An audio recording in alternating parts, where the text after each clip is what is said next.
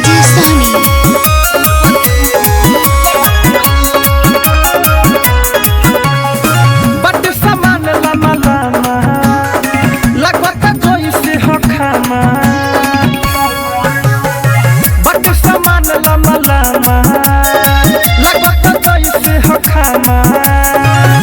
देखही में ई तो झूरा भइल बा सोनिया के समान पूरा भइल बा सोनिया के समान पूरा भइल बा।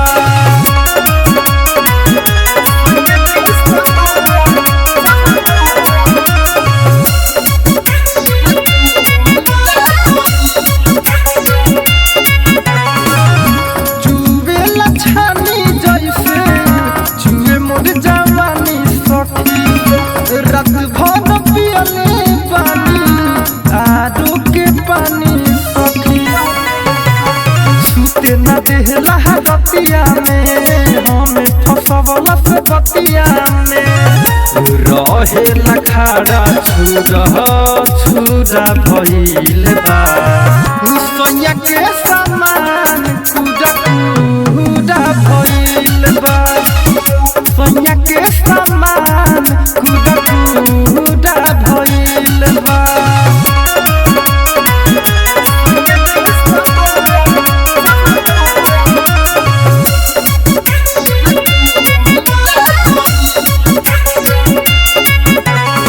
कुड़िला माटी जैसे कुड़िला खेतवा के पकड़ के सुतेला हमारा पिटवा के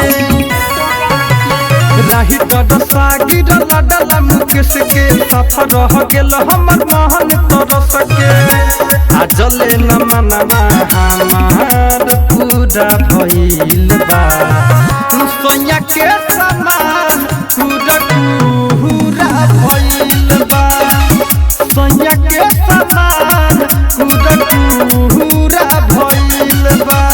साजन रिकॉर्डिंग स्टूडियो छावड़ा दाना।